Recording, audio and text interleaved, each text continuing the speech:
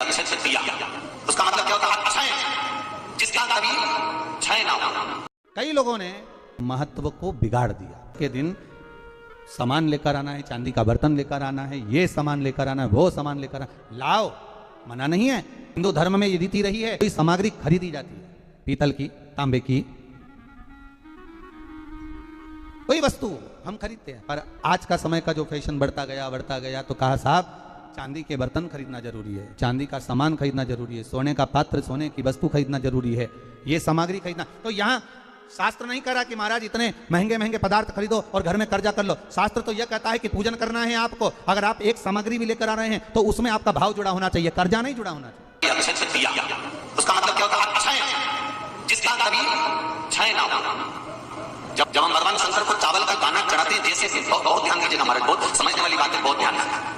चावल का दाना हमारे मस्तक पर तिलक करने के बाद पंडित जी क्यों लगाते हैं कि भगवान जैसा समय आज चल रहा है, आप पूजन कर रहे हो, पाठ कर रहे हो, दान कर रहे हो, पुण्य कर रहे हो, सत्कर्म कर रहे हो, भजन कर रहे हो, मेरा देव मेरा महादेव, मेरा नारायण, मेरा सत्यनारायण भगवान, मेरा राम जी, मेरा विष्णु जी, मेरा भारत मैया, मेरी रामायण मैया। ब्राह्मण मस्तक पर तिलक लगाने के बाद चावल इसलिए लगाता है कि जैसा समय आज चल रहा है, भगवान तुमको ऐसा ही समय बनाकर रखे और तुम ऐसे ही चांद लगाते रहो, कान संकीर्तन करते रहो, इसलिए मस्तक पर चावल का दाना लगाया। तो यहाँ शिव महापुराण की कथा करी, चावल का दाना शिव जी को क्यों चढ़ाते हैं, भगवान को क्यों समर्पित करते हैं, भगवान की पूजन में अक्षत क्यों समर्पित करते हैं, चावल क्यों समर्पित करते हैं, उसका कारण क्या है? तो कहा आज मैंने जब चावल का दाना आपको समर्पित करा है, जिस भाव से, जिस विश्वास से, जिस श्रद्धा से, जिस मन से मैं आपको रिझा रही हूँ, हे भोलेनाथ मेरी ये मनोकामना पूर्ण कर इसको अक्षय कर देना, इसको अमर कर देना, बस इतनी कृपा आप लोगों से भी है। अमावस्या आ रही है, पूर्णिमा आ रही है, नवमी आ रही है, बैसाख की तीज आ रही है, अक्षय तृतीया, सत्तू का प्रयोग अवश्य करना, करोगे ना? उसका दान अवश्य करना, कोई आए उसको थोड़ा सा सत्तू अवश्य खिलाना। 3 चीजें होती हैं सत्तू में, गेहूं, चने की दाल, जौ, इनको गलाया जाता है, रात भर गलाने के बाद इसको फिर सेका जाता है, सेक कर पिसाया जाता है, फिर उसका प्रयोग किया जाता है महाराज। चाहे फिर उसको घोल करा शक्कर के साथ, गुड़ के साथ, नमक के साथ, जीरे के साथ, पुदीना के साथ, जिसके साथ तुम्हें खाना है वो तुम्हारे ऊपर, पर दान करना सत्तू का जरूर। एक चुटकी मात्र भी अगर सत्तू आपने दान किया है बैसाख महीने में, उसका फल जरूर मिलेगा, जरूर करना। हमने भी विचार करा है, जितने लोग ऑनलाइन दान कर रहे हैं, दान सहयोग राशि अकाउंट में डाल रहे हैं या सहयोग दे रहे हैं, तो अमावस्या, नौमी और पूर्णिमा को भी कुबेरेश्वर धाम में जितने भी भगत आते हैं उनको सत्तू का ही प्रसाद वितरण किया जाएगा। जो लोग दान दे रहे हैं उनके सहयोग से ही ये काम किया जाएगा। प्रयास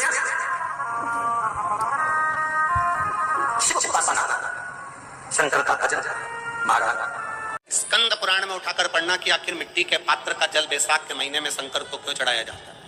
अगर मिट्टी का पात्र भी नहीं हो, तुम्हारे घर में मटका हो, सुरई हो, वो भी नहीं हो, तो एक दिए में मिट्टी के पानी भर लो और वो पानी तांबे के कलश के अंदर जो पानी है उसमें मिला लो। पर मिट्टी का जल शिव जी को क्यों चढ़ाया जाता है? स्कंद पुराण के अंदर बैसाख महत्व में लिखा कि जो अधोगति में मर गया होता है, अचानक मर गया होता है, एक्सीडेंट में मर गया होता है, उसकी जीने की और तमन्ना थी, अचानक कोई बीमारी लग गई और मर गया, कोई बड़ी बीमारी लगने के कारण चला गया, उसको बहुत कुछ करना था पर मर गया, उसके लिए बैसाख महीने में शंकर भगवान को जब हम मिट्टी के पात्र का जल समर्पित करते हैं तो वो जीव तड़पता नहीं है, कहीं भटकता नहीं है। उसको गया में पितरों में मिलाया कि नहीं मिलाया, बद्र विशाल में ब्रह्म कपाली करी कि नहीं करी, कभी पिंडदान, कभी तर्पण, तिलांजलि हुई कि नहीं हुई, पर मिट्टी के पात्र का जल बैसाख महीने में जाता है तो वो जीव कहीं पर भी हो उसकी मुक्ति हो जाती है, उसका मोक्ष। मिट्टी का कोई पात्र नहीं, कोई तारवन नहीं, तो आप दिए के अंदर भी जल भरकर उसको तांबे के लोटे में मिलाकर शिव जी को चढ़ा सकते हो। बैसाख महीने में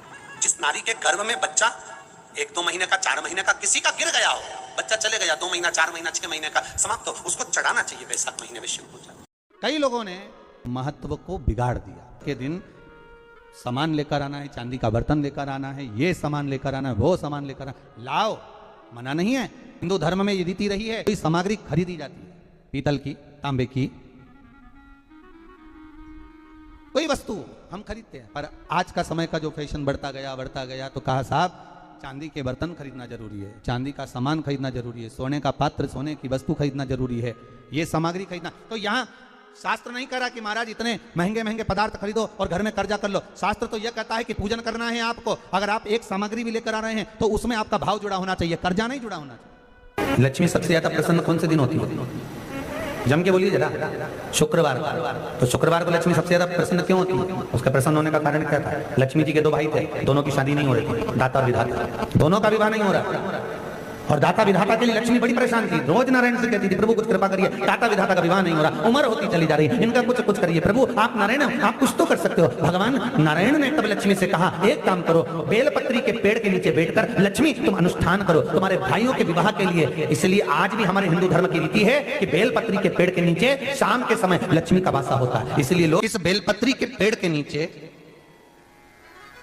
तुम्हारा रात्रि को शाम को 6 बजे से लेकर रात्रि को 8 बजे तक तुम्हारा निवास होगा। जैसे पीपल के पेड़ में देवताओं का निवास, आपको आप लोगों ने यदि पद्म पुराण पढ़ी होगी या सुनी होगी तो उसमें स्पष्ट कहा है पीपल के वृक्ष की गणना, ध्यान देना, पीपल के वृक्ष में सुबह 4 बजे से लेकर 7 बजे तक ब्रह्मा जी का वासा होता है।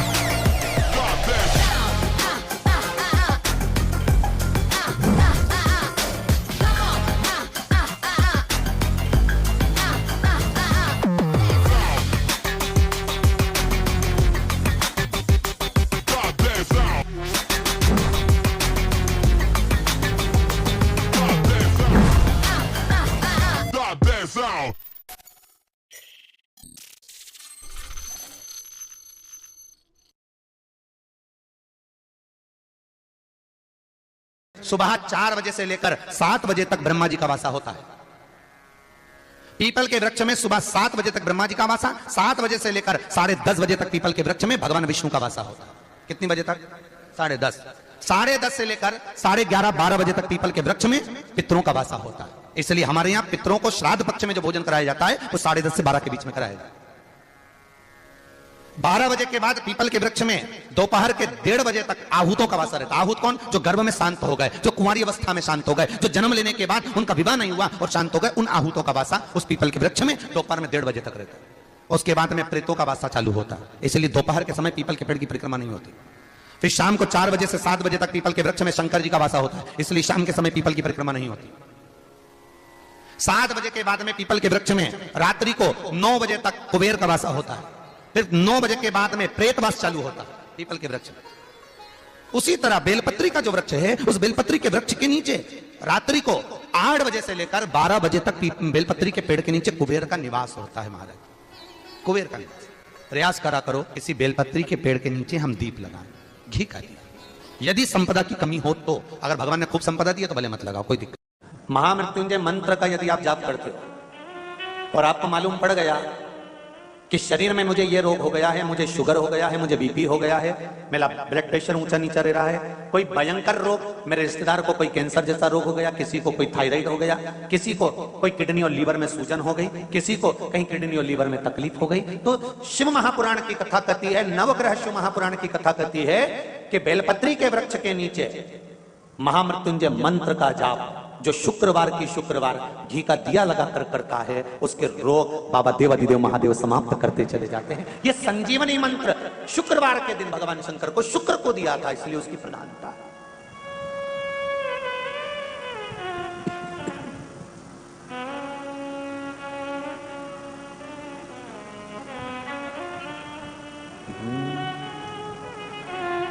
ये वो संजीवनी मंत्र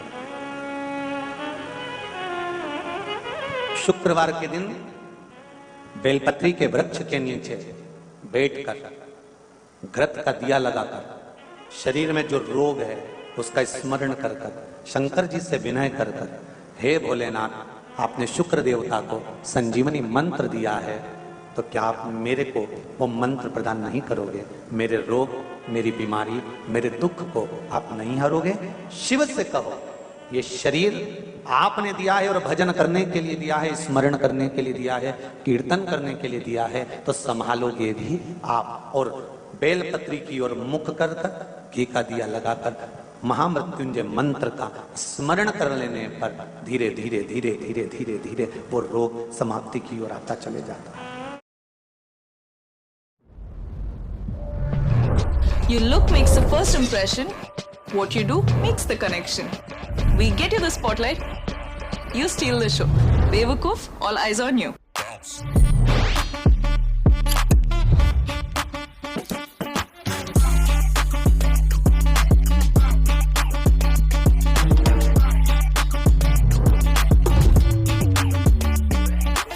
Download the app now.